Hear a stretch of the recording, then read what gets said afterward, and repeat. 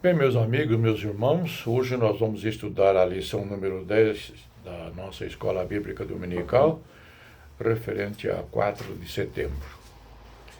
E queremos saudar muito fraternalmente aos nossos amados pastores, Luiz e Sandra Pedroso, que são os titulares desta 8ª Igreja Batista Filadélfia de Curitiba. Também os nossos caros pastores Roberto Monteiro de Castro e Gilson Bétega, abençoadores do ministério da mesma.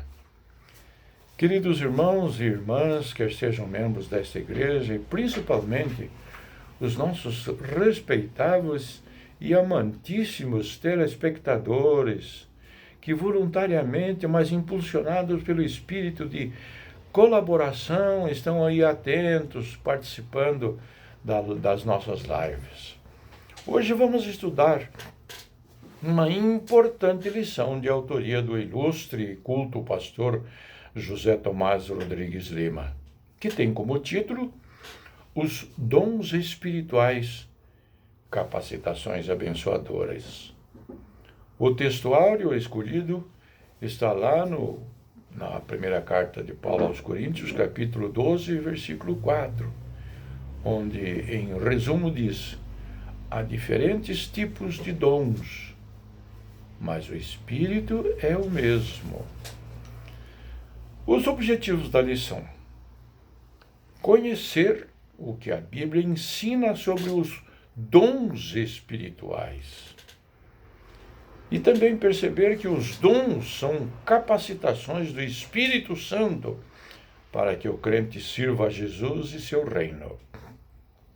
E, por fim, praticar. Temos buscado com zelo os dons espirituais? Qual a importância dos dons na vida da igreja? Debata lá com seus irmãos da classe da Escola Bíblica Dominical ou com os demais irmãos da igreja. Como introdução, o autor inseriu as seguintes palavras: dons espirituais. Eis aí uma dádiva, na verdade, dádivas de Deus aos crentes em Jesus, além da salvação propriamente dita. O Senhor liberta das garras do inimigo aquele que crê em Cristo e o aceita como único Salvador, mas também quer e pode enriquecer esse mesmo crente com habilidades de natureza essencialmente espiritual, quer dizer, não são geneticamente adquiridas, nem resultante de estudos numa escola, são dons do Espírito Santo. Este assunto, ao longo da história da Igreja, tem sido alvo de muito debate e divergência, principalmente na questão da continuidade desses dons referidos no Novo Testamento. E muitos são os que entendem que eles teriam cessado a partir do final do primeiro século de nossa era cristã. É a linha interpretativa conhecida como cessacionista. Nós, porém, integrantes da Convenção das Igrejas Batistas Independentes, CIB, em nossa declaração de fé defendemos e proclamamos a continuidade dessa preciosa bênção, os dons do Espírito, até a volta de Cristo. Assim, estudemos a lição de hoje sob os seguintes aspectos. Primeiro, a lista dos dons. São 3 os textos clássicos do Novo Testamento que apresentam uma lista dos dons, também chamados carismas ou dons da graça. Está lá em Romanos capítulo 12, versículos 6 e 8, 1 Coríntios capítulo 12, versículos 8 a 10, Efésios capítulo 4, versículo 11. É muito provável que estas listas não representem necessariamente a totalidade dos dons. Em conjunto, são ilustrações da variedade dos dons que o Espírito concede à sua igreja. Tem-se procurado estabelecer certa classificação dos dons espirituais, mas devemos reconhecer que não existe no Novo Testamento uma classificação rigorosa a respeito. Mesmo assim, podemos dividir os carismas para efeito prático da seguinte forma: A. Dons de ministério, Efésios capítulo 4, versículo 11. Apóstolo, profeta, evangelista, pastor e mestre. B. Dons de sinais, curas, milagres e línguas. Você encontra esta referência em 1 Coríntios capítulo 12, versículos 9 e 10. E C. Outros dons, dom da fé, discernimento de espíritos, de socorros, de governos, isto é, administração eclesial, dom de sabedoria e conhecimento, dom de profecia. Com respeito a esses diferentes dons, vale dizer, ou vale fazer aqui algumas breves considerações. Primeiro, apóstolo. Num sentido restrito, é a designação dada por Jesus àqueles que formaram o pequeno grupo dos 12, que foram as testemunhas oculares do Mestre, inclusive de sua ressurreição. Não há no Novo Testamento nenhuma nomeação ou outras pessoas para exercerem a função ministerial de apóstolo, embora ocorra a referência a mensageiros das igrejas, segundo Coríntios, capítulo 8, versículos 23, e Filipenses, capítulo 2, versículo 25. E, portanto, num sentido mais amplo de enviados. Com relação ao ponto número 2, referimos-nos a profeta. Aquele que no Antigo Testamento transmitia uma mensagem da parte de Deus, inclusive anunciando coisas futuras. No Novo Testamento, conforme o ensino de Paulo, o dom de profecia tem uma faceta diferente, com a finalidade de edificação, exortação e consolação dos crentes na igreja local. Trata-se da entrega de uma mensagem não previamente elaborada, mas inspirada diretamente pelo Espírito Santo. Ponto número 3, evangelista. Aquele que leva a mensagem das boas novas, o evangelho, e não necessariamente está restrito a uma igreja local, cuidando do rebanho. Geralmente, esse obreiro exerce um ministério de caráter mais itinerante e, desta forma, contribui enormemente para a expansão do Evangelho. Ponto número 4. Pastores e mestres. Obreiros com o dom de apacentar e ensinar o rebanho do Senhor. Estudiosos da língua grega sugerem que, possivelmente, o texto de Efésios, capítulo 4, versículo 11, referindo-se a esse ministério, tem o sentido de um único e mesmo ofício, ou seja, pastor-mestre. De qualquer forma, trata-se de uma atividade visando ao cuidado e doutrinamento dos crentes.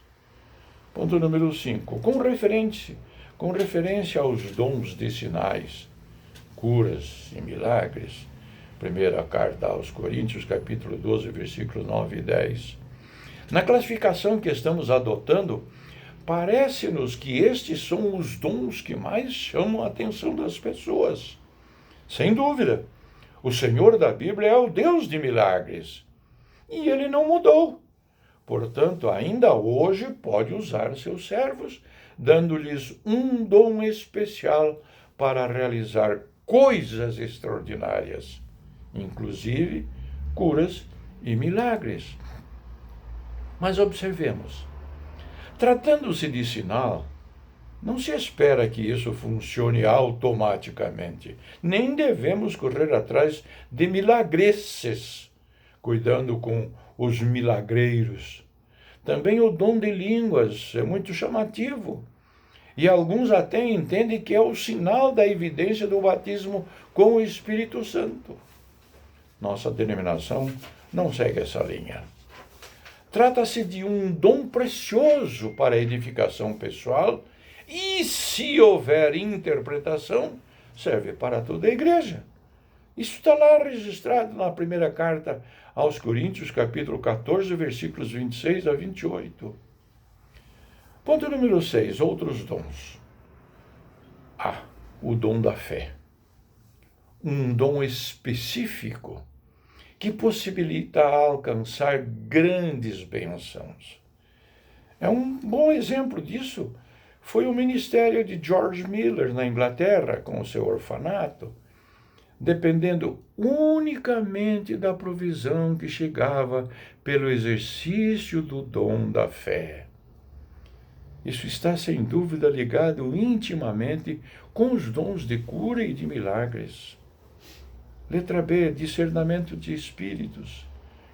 Uma capacitação em nível espiritual para discernir situações e espíritos estranhos no meio do povo de Deus. Como se lê no livro de Atos dos Apóstolos, em casos referentes ao ministério de Pedro e Paulo, que dom valioso para líderes da Igreja do Senhor.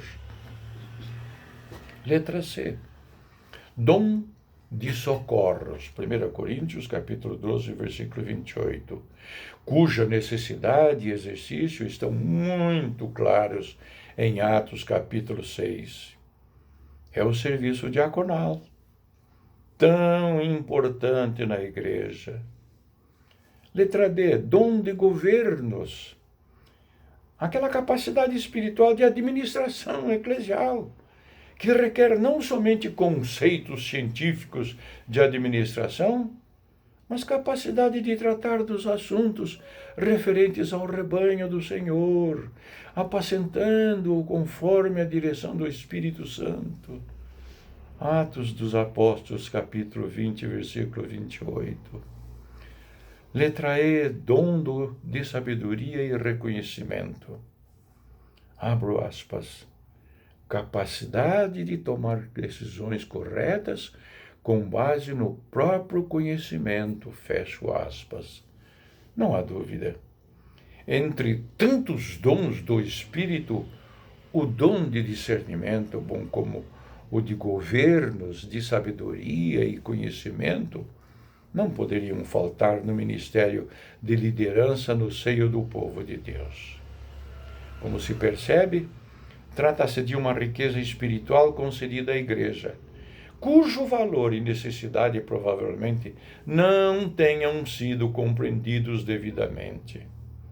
Imagine-se uma comunidade cristã onde o exercício desses dons espirituais seja normal, quer dizer, estejam funcionando continuamente e conforme o propósito para o qual foram concedidos à Igreja.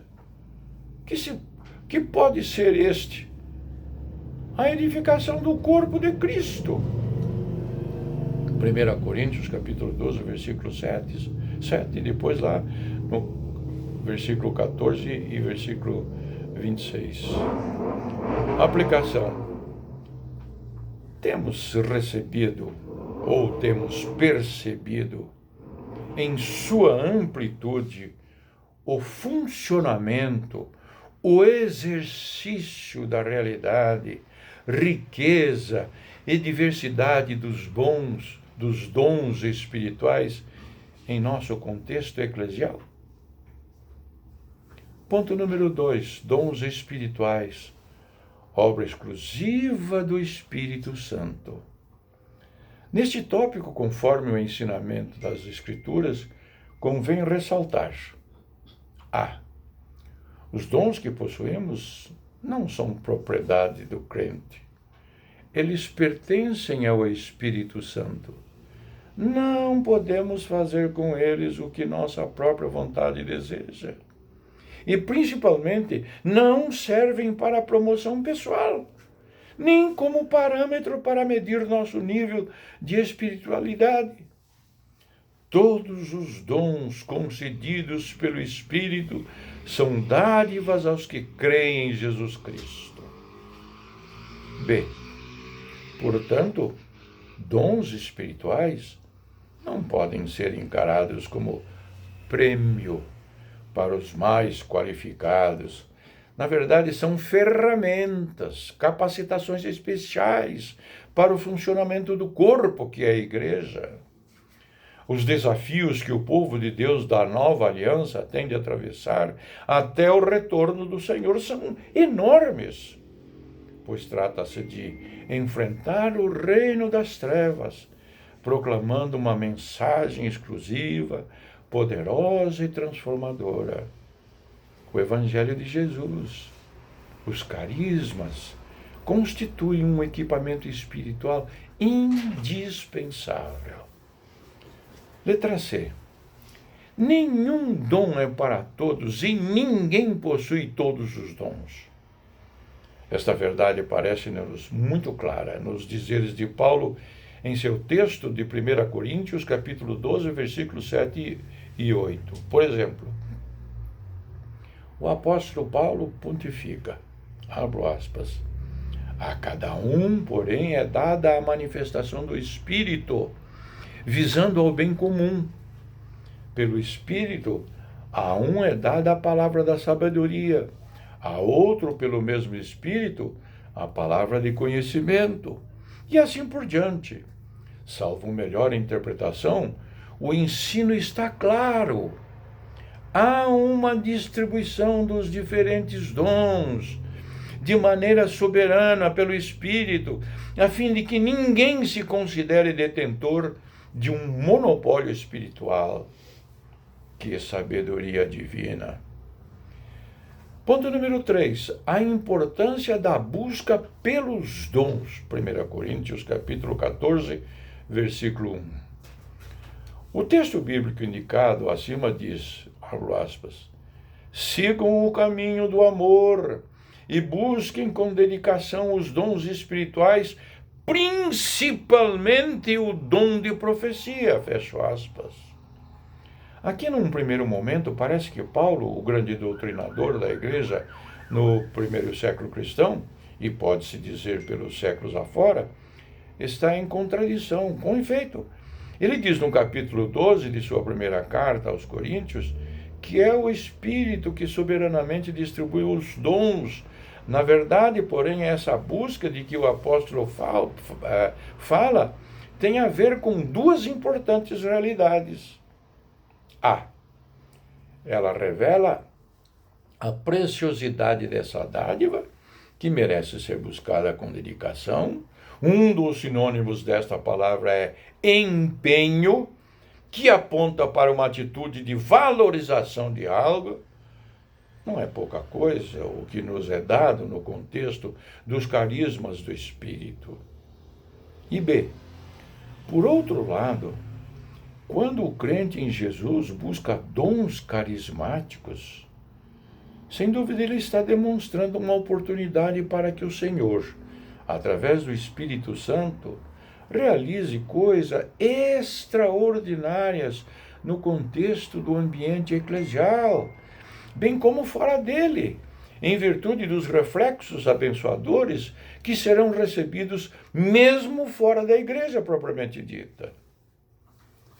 Vamos a uma aplicação e conclusão. Louvemos ao Senhor pela dádiva dos dons carismáticos.